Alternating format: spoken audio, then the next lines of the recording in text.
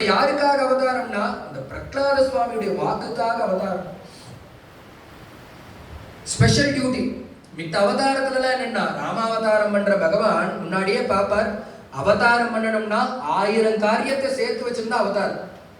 ஒருத்தர் வெளியில இறங்குறாருன்னா போகும்போதே மளிகை கடைக்கு போகணும், அங்கேருந்து அப்படியே எண்ணெய் வாங்க போகணும், அப்படியே காஃபி பொடியை வாங்கிட்டு பாலை வாங்கிட்டு ஆத்துக்கு வரும். இப்படி ஒரு ஒரு ஒரு காரியத்தை உத்தேசம் பண்ணி நம்ம வெளியில கிளம்பி இன்னார் இவனை போய் பார்த்துட்டு அவரை பார்த்துட்டு நம்ம ஆத்துக்கு வரும். அது போல பகவத் அவதாரம் எப்படின்னா 120 வருஷ கிருஷ்ணாவதாரம்னா அதுல இத்தனை பக்தாளுக்கு அனுகிரகம் இந்தந்த காரியம்னு பகவான் செட்டில போட்டுன்னு தான் கீழே இறங்குறாரு. ராமாவதாரமும் அப்படிதான். அது மாதிரி எல்லா அவதாரத்துக்கும் ஒரு காரிய உத்தேசம் இருக்கும். ஆனா இந்த நரசிம்மாவதாரம் எப்படின்னா எந்த விதமான பிளானும் கிடையாது.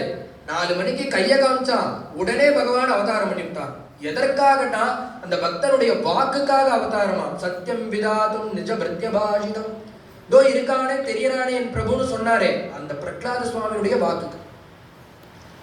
சொன்னது எத்தனை மணினா 4 மணிக்கே சுவாமி